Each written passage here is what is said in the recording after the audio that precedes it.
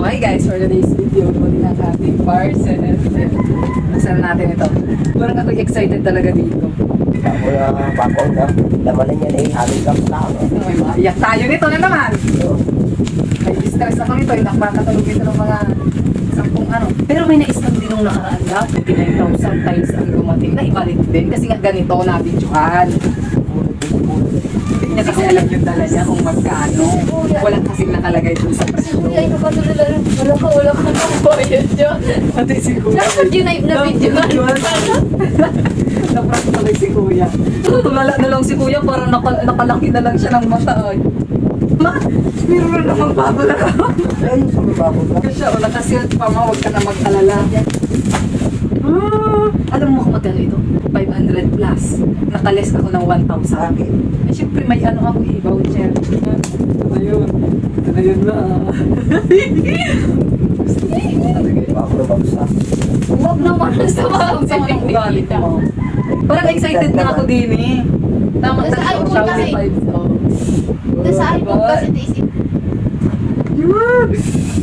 Oh my goodness. Ayan na siya, B.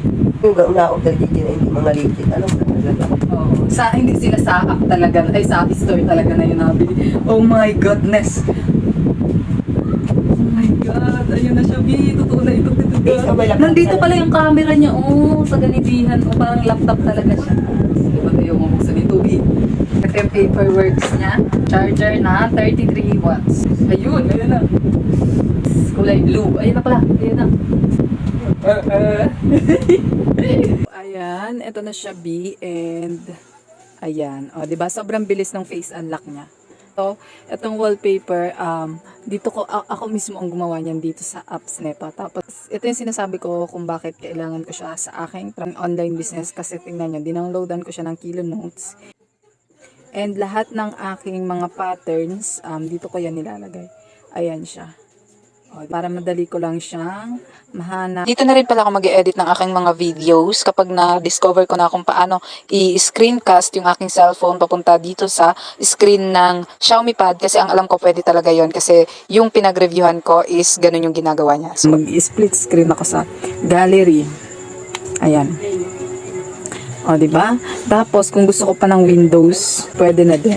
Ay, halimbawa, ay Facebook na window, pwede din.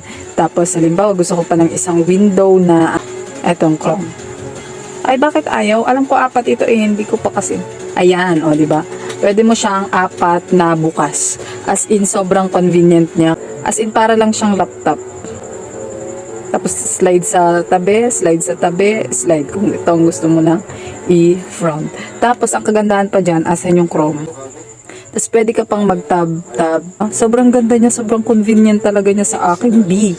Tapos, kung gusto mong mag-type, ayan, pindutin mo lang ito. Tapos, punta ka dito sa handwriting. Tapos, kung gusto mo na. Diba? Halimbawa, Kilo Note. Diba? Ayun siya. Kita nyo? Ayan siya, palakihin natin. Mga 64. Laki naman, diba? Ayan siya. Kabit-kabit. Kabit-kabit naman kayo magsulat. Cursive. Pwede din yan. Hello. Ayan siya. Hello. Kita nyo. Ayan. Kita nyo. Ayan 13 megapixel na siya. Ito yung sample na picture niya. Ayan, diba? Si picture. Ito yan yung mga kaya ginive up ko yung iPhone kasi mas kailangan ko ito. Type-C na siya tapos 4 yung kanyang speaker.